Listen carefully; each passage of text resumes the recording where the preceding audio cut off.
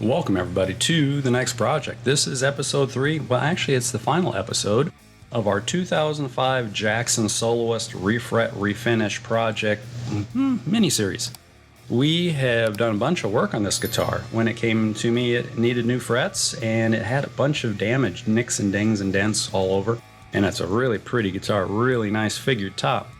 We have gotten everything straightened out and repaired and made better than it was when it came in. So let's take a look at what it took to get from there to here as we wrap up the next project.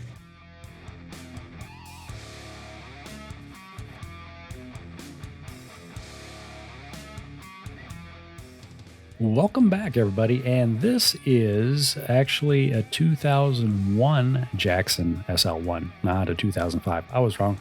The owner said, oh, by the way, that's a 2001. Wow, what better way to start a video but with some sanding, because sanding is the most important part of, well, everything, really. I mean, who doesn't want to sand? Funny thing is, now that we're talking about sanding, I was working along on this and there's this strange spot that kept showing up, and the way it looked like a little bit of a divot in the finish, but it wasn't. It appeared to be something that had actually soaked in to the urethane clear that is on this. Now, that's kind of new to me. I typically don't think of anything soaking into automotive urethane type paint finishes, but apparently it can happen. So I had to sand quite a ways and I did get it to not show up anymore. And again, it wasn't a recess like an orange peel or a dent or a divot or anything. It was really like a chemical stain that kept showing up. Very strange, but interesting.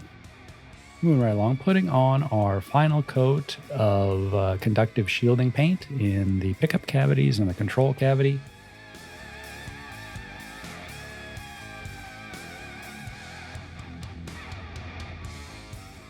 And now we're going to start prepping it for final finishing.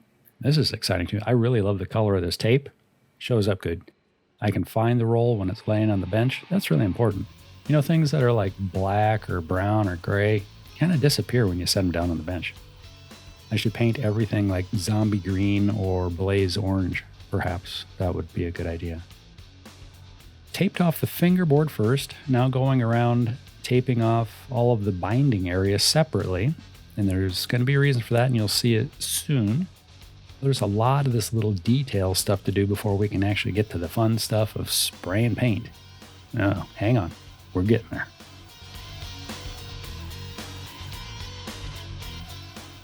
And man, I am ready to start spraying some paint. But no, there's cleaning to do. So I used some isopropyl alcohol. This is 99%. You can use the 70% stuff. That works pretty well too. Later on, I did follow this up with a tack rag and also some prep solvent, some spray. It's almost like glass cleaner spray. Not Windex, but a spray foamy glass cleaner stuff. I use that to make sure I'm getting any fingerprints or anything that might be on the guitar off before I spray my clear.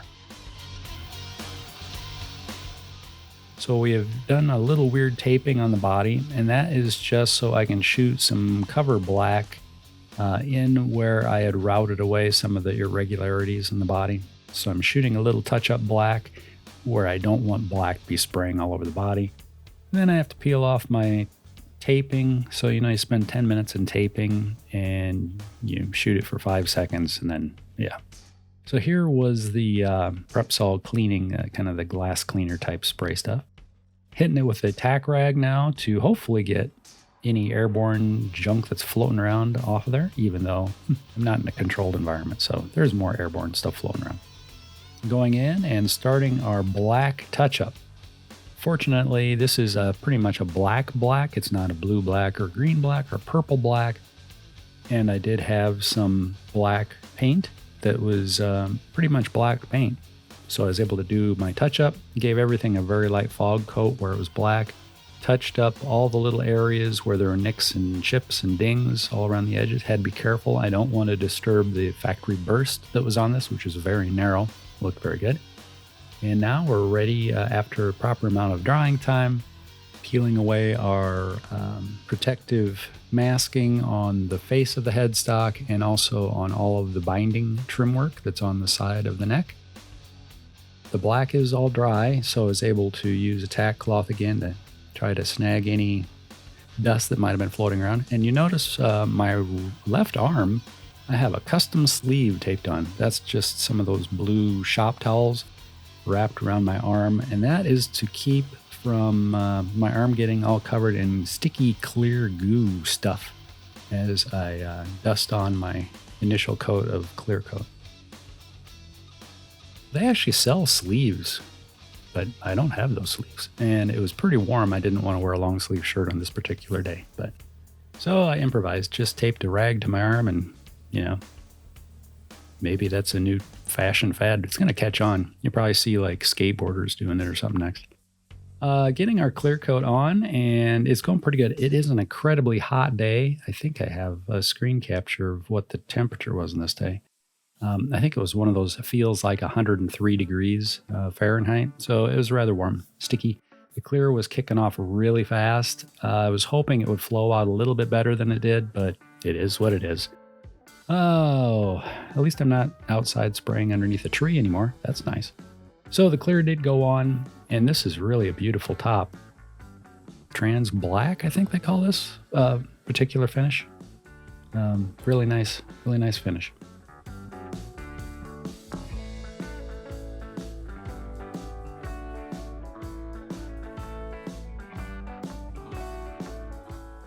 And just in case you're wondering what I'm hanging on to there, that is a 1-inch square one of those super strong rare earth magnets. And it is stuck on the fingerboard. Now you might be going, what? It's not supposed to stick to frets. Well, it doesn't really stick to the frets. It's actually grabbing the truss rod that is inside the neck. That is one badass magnet. I then did tape it to the fingerboard, masking tape also, just to make sure it didn't slip and fall off while I was messing around.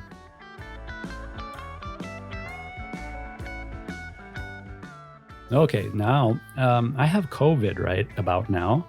So I'm home from work for a couple of days because my coworkers that gave me COVID told me to go home. So I decided, since the clear coat was on and it had dried out for a few days, a good time to start sanding it back, knocking back that orange peel. I'm using the Super Acrylics and the Super Bufflex,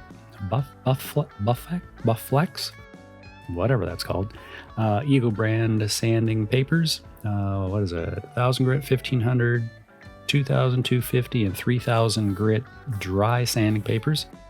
They work pretty good. I'm still trying to dial in my use of these.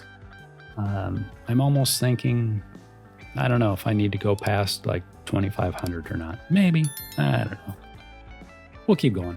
It's sanding out real nice. This finish is dry enough, it's powdering up real easy.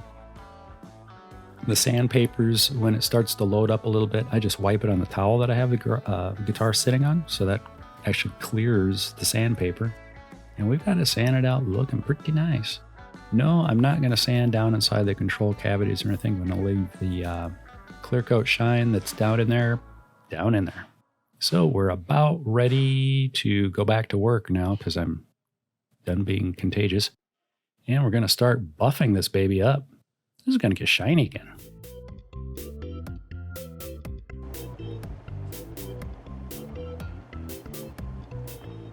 We've got the benchtop buffer set up using the coarse pads and some Glansmax 60 rosin, buffing rosin.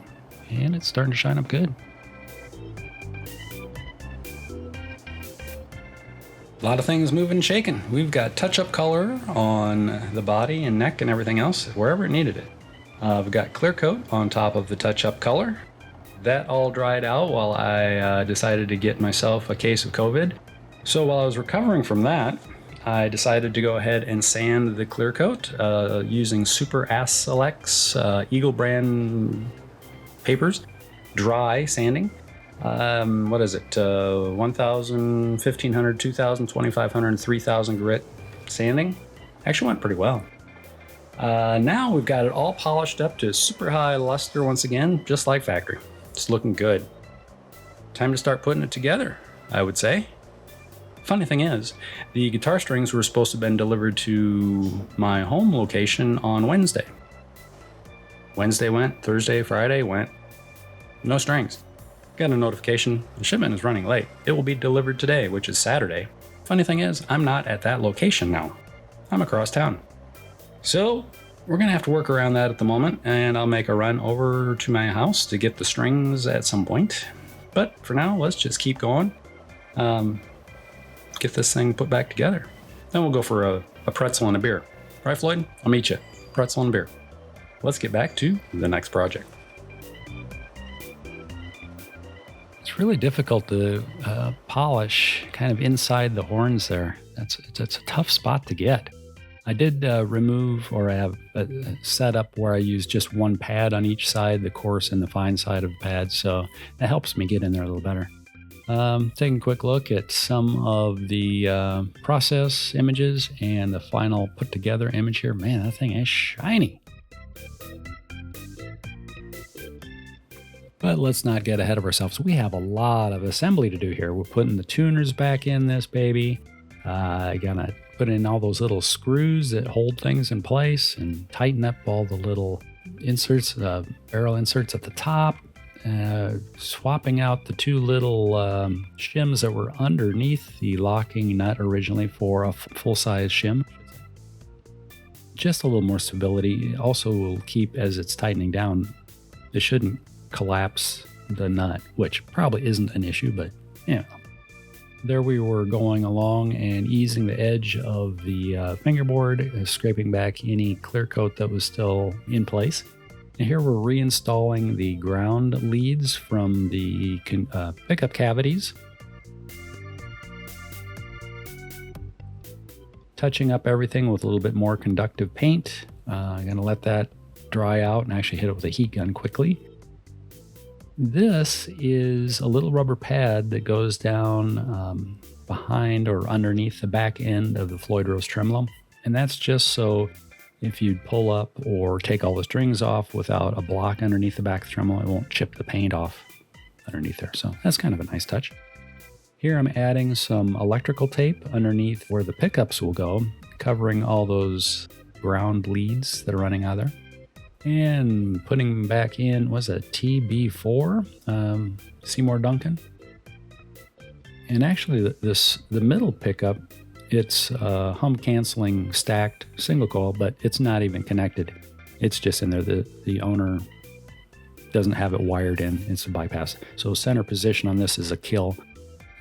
So to the rear, it's the bridge. Flip the switch forward, it's the neck pickup.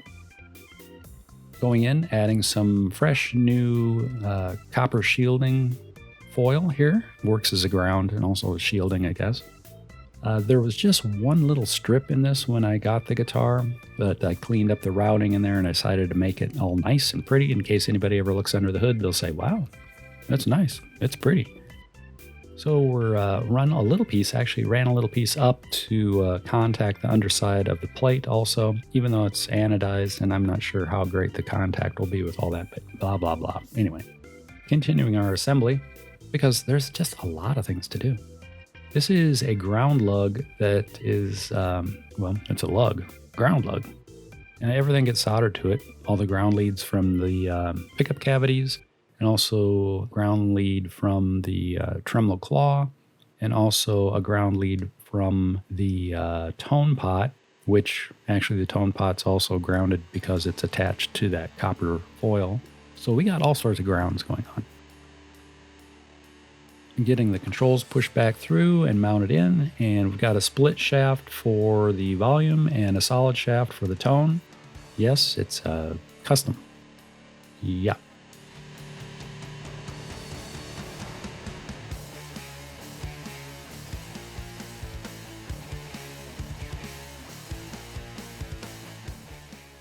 Getting everything tightened up and aligned where I want it, using a deep well socket on the front to tighten everything up. Soldering in the ground lead from the tone pot to that ground lug. And everything pushed in place, making it look nice. We're reattaching, reinstalling. There we go. We're reinstalling the output jack and putting a couple screws in it here in just a moment. There they are. Getting them both in. So this part is about done. Now, fortunately, I didn't have the camera turned on when I was doing all of my resoldering for the 2 pickups to the switch, but use your imagination. Got to be smarter than the tools you use, so I am challenged. But look, I can twist a screwdriver. I've got that pretty well mastered. Whew. How much college did that take? Huh.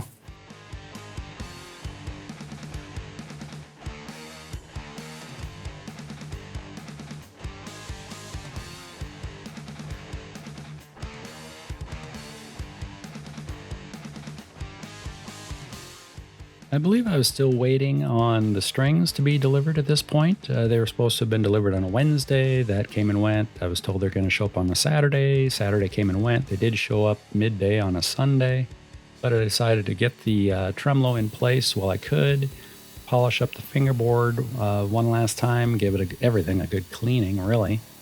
What else did we do? What are we doing here? We got the polishing out, doing some cleaning. Oh, Howard's Feed and Wax. This is...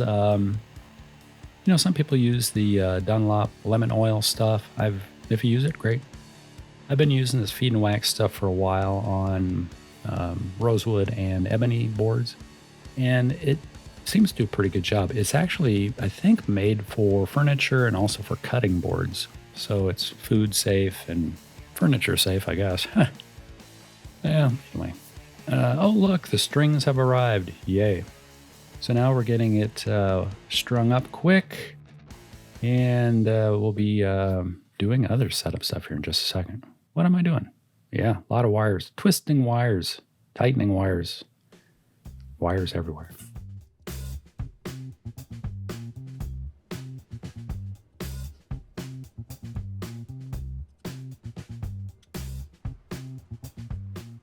Pulling the spacer block out from underneath the Floyd Rose, stretching the strings. I think I stretched them like 3 or 4 times. I was a little concerned I'd break the high E, but I did not. I was lucky there.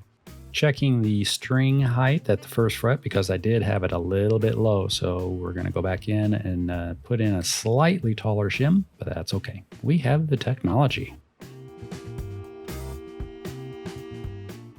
Man, we're moving right along. We've got a lot done. The strings are on it. It's tuned up. The nut shim has been refined. We've got 16 thousandths shim at the nut to get over our new frets, so that's good. Bridge is set low and level to the body. We've got 1 millimeter of string action from E to E all the way across the fingerboard. We did go back and swap out a saddle shim on the B string. It was about 2 thousandths higher than I wanted it to be, so I went back, slipped it out, put a new one in. Oh, did I say relief? Yeah, we got the relief at about 3 thousandths right now, so that's really good. Neck relief. Now we're ready to do intonation. I have this old tool, got it from StewMac 15 years ago, whatever. I've used it like 5 times. I think they call it the key. It goes on a select collection of Floyd Rose style tremolo bridges. It locks on the back of the plate and hooks over your string mounting bolt here. You adjust it, it pulls the saddle back, you can hold it so you can find your intonation, lock it in. It kind of works. Not a fan. I actually quit using it. I just do dive bomb intonation. So I've kept this forever, still in the drawer. But today, trying something new. Somewhere on the wonderful wide world of information, I ran across this cool little tool. It's a Red Bishop intonation tool of sorts. I'll post some information here and in the description below. This will work, I think, on about 5 or 6 different Floyd Rose and Ibanez and various other tremolo style units. It's got a lot of adjustments, things you can move around to fit your need. So we're going to give this a try today. It looks like it fits what it's supposed to fit. And I've already tried it on this bridge and it fits this bridge. So, oh, the rain is coming down. Let's jump back into working on the next project. So I think it's too early to tell if I really like this product or not. I'll have to try it on a few more projects in the future, but it seems to have a lot of options and adjustability, which is nice. I think it does work better than that key version that I bought so many years ago. So I think it has potential. Well, we've reached pretty much the end of this project. It's come around full circle. It turned out to be great guitar. It looks beautiful again. It's back in the owner's hands and he's enjoying it. I want to thank everybody for sticking with me through this project. I greatly appreciate your time. If you haven't done so already, please subscribe to the channel. I would love you to do that. Hit the thumbs up button, ring the bell. What else? Leave comments. Want to hear from everybody all around the world. Until next time, take care of yourself and those around you. Bye.